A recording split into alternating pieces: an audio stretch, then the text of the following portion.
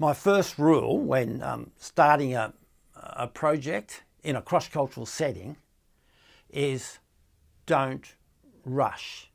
Take your time. You need to go as deep and as wide as you possibly can in relationships and in understanding.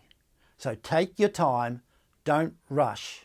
The project will go ahead more smoothly and in a better time frame if you start slowly.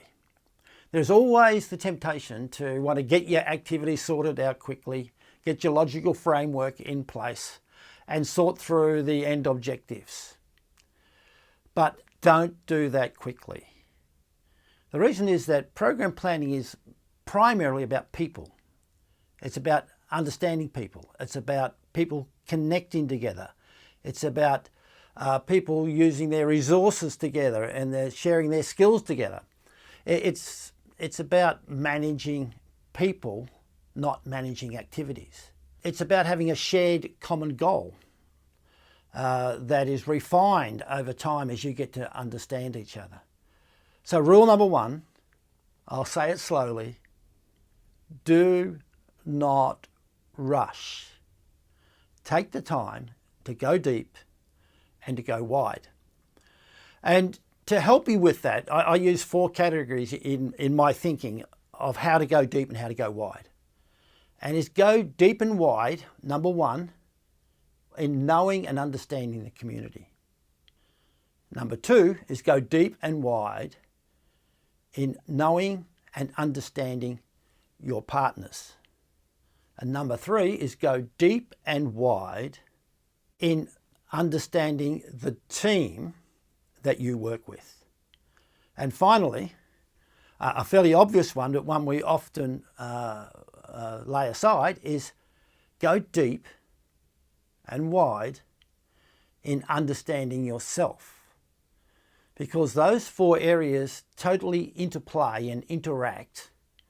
And when they interact and interplay smoothly, we finish up with a much more likelihood of a successful and effective project. Now we'll go through each of these ones in a bit more depth, take our time to reflect and think through it and have some tools to develop those areas in more detail. So it's really important that you take the time to know the community. And when I talk about knowing the community, it's not as an observer, but as a participant. It's not by looking on from a distance, but it's about rubbing shoulders together. That is how you come to know the community. So one of the questions I would ask myself as a Christian when I connect with another community where I'm an outsider coming inside is, Lord, who have you called me to love?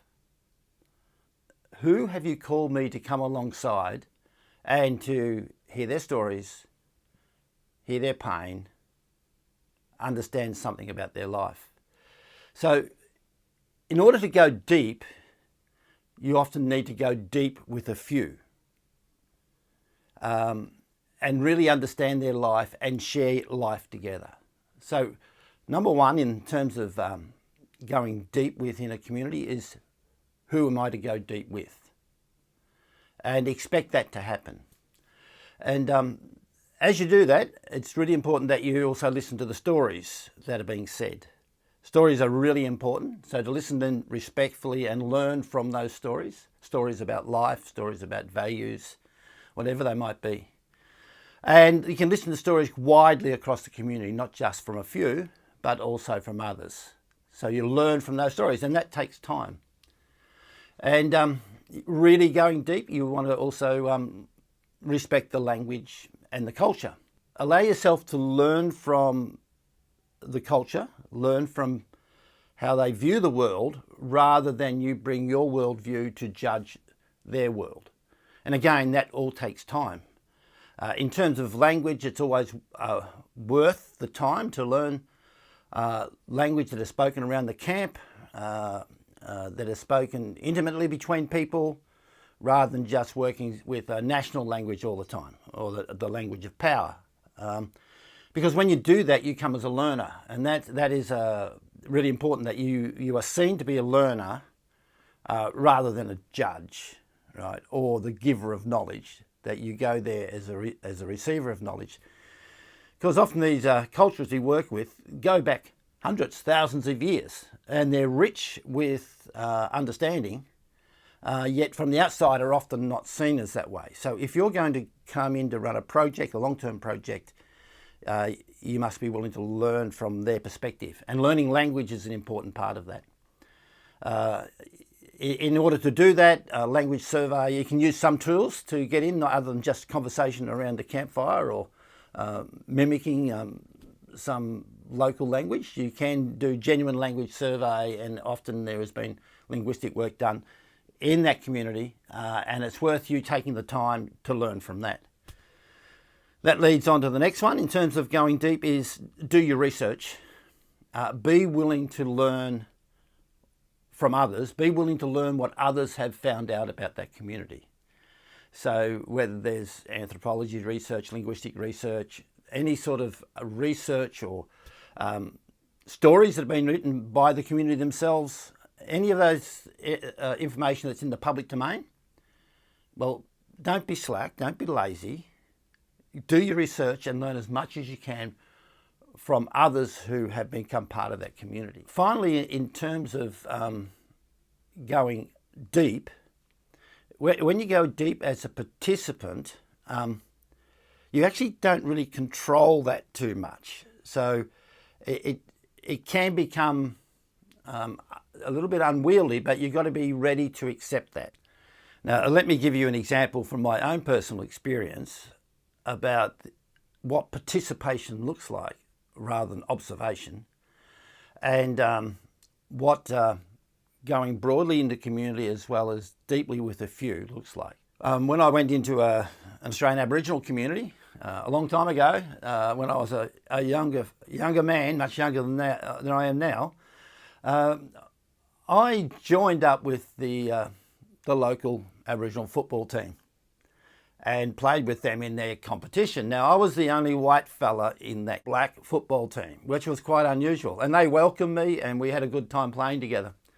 I also joined in the local basketball team in the local competition. Again, I was the only white fella in their team, and all Aboriginal basketball team. We did win the premiership that year, which was very nice. But what's the point of that?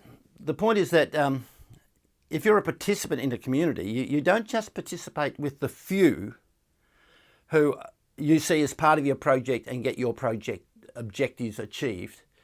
Because you are an outsider coming into that community, you also need to be known more broadly within the community and take the time to be known more broadly to take away the mystery of who this person is, for them to have time to assess you and whether they are willing to accept you and allow you to work within their context. So joining up with a local sporting team, a local football team or basketball team means there's a broad range there of young men who are able to assess me and decide whether they really wanted me to be part of their community. Of course, they connected into into family and brought into the community, and so people then knew who you were and knew why you were there. So that's that broad acceptance across the community, and you need to take the time to do that and not just allow yourself to be known within a small select group within the project. Now, within the project itself, you'll obviously go much deeper personally with local community members that you're working alongside. There you will share life together, you'll share pain, you'll share tears, and you'll share joy. But in doing that, don't forget to go more broadly as well. The other one is in going wide, is try and understand the goals and aspirations of the community or the different sectors of the community, even through sharing stories as they tell stories, or as just even informal conversation, finding out what it is that matters to them. Before you, if you like, allow your goals to become the dominant conversation. So as you understand the goals and aspirations of the community, you'll find overlap with the goals and aspirations within the project. And it's really important to find that common ground. And that only happens really with by participating in the community. It doesn't happen by sitting outside as an observer. It happens by rubbing shoulders together. It happens in conversations around over food. It happens when, in my context where I worked, it happens when you go fishing together. It happens in casual conversation. You begin to understand what the community wants to achieve for itself. So go as wide as you can in terms of understanding that. Always realising that you're an outsider and that you have to be lent trust by the community. And once that trust is lent to you, you're actually a useful person for the community. Useful for them to achieve their goals, and also useful in that you can bring some other aspirations that they may not have thought of through the project that you're introducing. So when going deep and wide, don't forget your organisational partners. That is critical to the success of a project. Now, when you think of organisations, it's wise to think of people. Who are the people that you need to connect with from those organisations? And it's the quality of the relationship with the people that determines the quality of the relationship with the organisation. It's not the other way around. And so it's worth taking the time to invest in those relationships.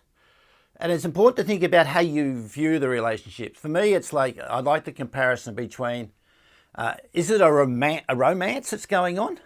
Or is it just a cold contract that you're participating in? So in working with another organisation or working with a person from that organisation, are you treating it like a romance? Are you treating it like, let's get to know each other, let's define the future together, let's embrace the possibilities together?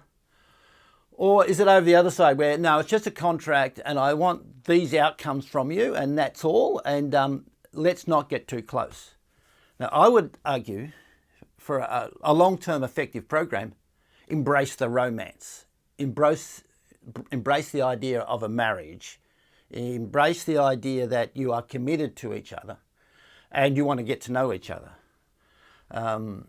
So that's the first challenge. The other one is when you're working with another organisation or multiple partners, you might ask the question, do you actually understand or have you taken the time to know what their vision is, what their aspirations are? I think that's worth doing. You can generally find that in the public domain, but probably even better still is to ask your partners and take why. Why do you want to participate in this project? Why do you want to work alongside me, for example? Why are we doing this together?